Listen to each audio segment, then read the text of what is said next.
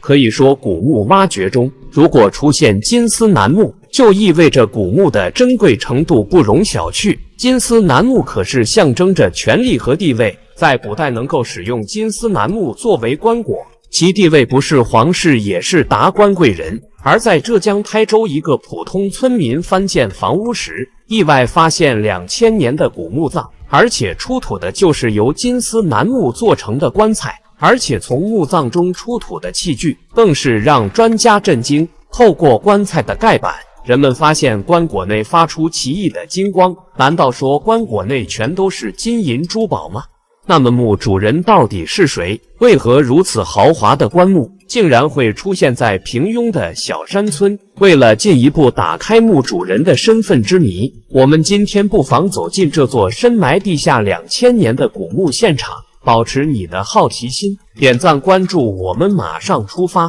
在浙江台州的一个农村，一户农家在翻新自己的房子时候，意外地发现了2口红色的大棺材。在震惊之余，屋子主人不得不感慨，自己居然在棺材上面睡了整整30年。不过在棺材出现之后，原本还在作业的挖掘机立马停下了工序，众人立马通知了当地的文物局，而当地的文物部门也立马来到了现场进行相关的考古作业。来到现场后，考古队首先向周围的乡亲们了解了初步情况，并且对现场进行封锁。因为首先出于保护文物的层面考量，在进行考古挖掘的时候，现场要避免人多手杂流失重要文物。其次，因为古墓已经密闭如此长的时间，不确定现场是不是存在有害气体，特别是古人喜欢用水银封墓，在这种情况下，非法也是自然而然的事情。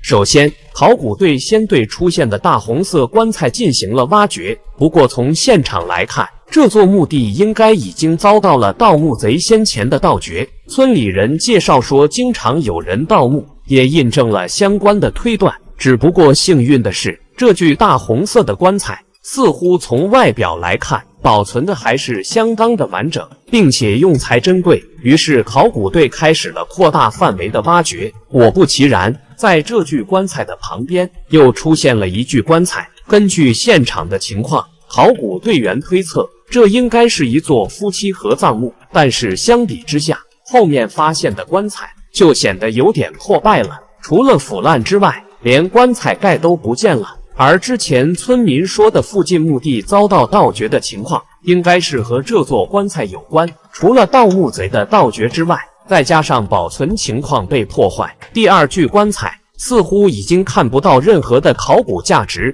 于是考古队把重点放在了第一座棺材上。在刚刚出土的时候，考古队就发现这具棺材异常的重，根据推测，应该是里面有大量的积水。于是在进行排水作业之后，考古队开始了开棺的过程。很快，考古队发现这具棺材的构造相当奇特，棺材下面存在凹槽和细线。于是考古队小心翼翼地沿着细线，终于把棺材盖给打了开来。在开棺盖之后，考古队首先对于棺材内部的形制进行了研判。根据初步的判断，这具棺材应该是宋代的产物。紧接着，考古队在棺材里面发现了一条被泡烂的丝棉被，而这条丝棉被因为泡水，已经和墓主人的尸骨粘连在一起了，并且因为客观的岁月已久，无法分开。于是考古队先把尸骨放在了冰箱里面，首先清理这具棺材里面以及墓坑里面的文物。很快，两方人马都传来了好消息。首先在棺材里面，考古队发现了一块玉璧，根据玉璧的形制来看，可能是南唐时期的文物。此外，在棺材里面还陆陆续续地发现了铜镜、水晶和丝帛等。这些文物的出土，也给之前因为这座墓葬已经被盗墓贼盗扰，担心不已的考古队吃了颗定心丸。很快，在墓坑的周围也有了重大的发现。在墓志铭出土后，考古队了解到这座墓葬的主人叫赵伯云，是南宋的远房宗室。而自己是因为和亡妻感情深厚，两人才在这里修建了合葬墓。除了之前发现的玉璧之外，很快一件水晶币的发现更让在场的所有人感到震惊。赵伯云墓葬里面发现的水晶币，从制作手段来看，赵伯云的水晶币孔壁垂直，制作手段复杂，水晶币圆心内外光滑流畅，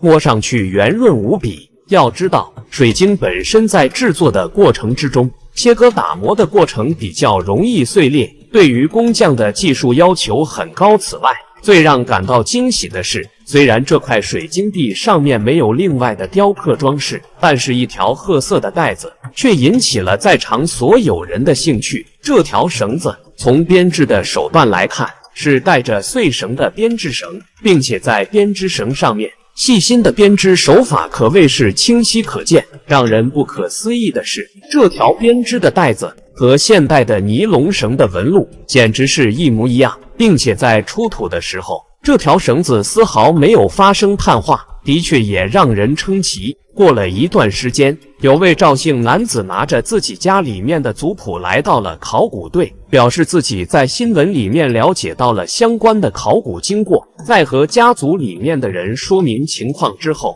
首先确定这座意外发现的坟墓是自己家里面的祖坟。此外，考古队根据这位赵姓男子手里面的族谱了解到，这位叫赵伯云的墓主人的确是南宋的宗室。此外，赵伯云的随葬品在进行修复之后，考古队发现赵伯云生前十分富裕，仅仅出土的陪葬物里面就包含了60多件的衣服，而这些衣服都是当时一般人难以用得起的丝绸薄缎，并且在这些随葬物品之外，考古队还惊奇地发现，在台州这个雨水多的地方，赵伯云的遗体居然保存得相对完整。在清理完之后，遗体上甚至还能看得见死者生前的面容长相，并且尸体也没有过分的腐烂，依旧比较的完整，保持了一定的弹性。赵伯云墓葬的发现，给后人展示了南宋上层统治阶级生活的富足，以及物质上的丰富多彩。